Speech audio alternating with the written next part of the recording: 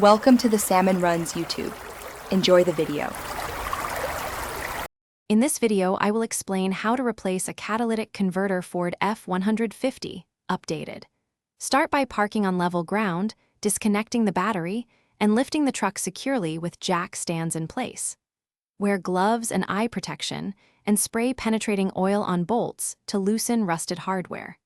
Inspect the exhaust system for damage and note oxygen sensor locations before removal. Keep parts organized and take photos to aid reassembly for a smooth repair.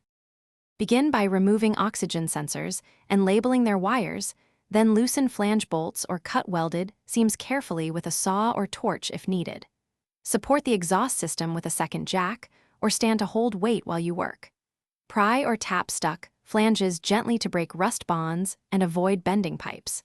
Keep hardware and gaskets separated and clean mating surfaces thoroughly before moving to the installation phase. If you're finding this helpful, please subscribe and like to support more practical repair videos. Quick recommendation: grab Little Tree's black ice to keep your truck smelling fresh after garage work. Life's too short for a stinky car. I placed a link and deals in the description so you can find it easily.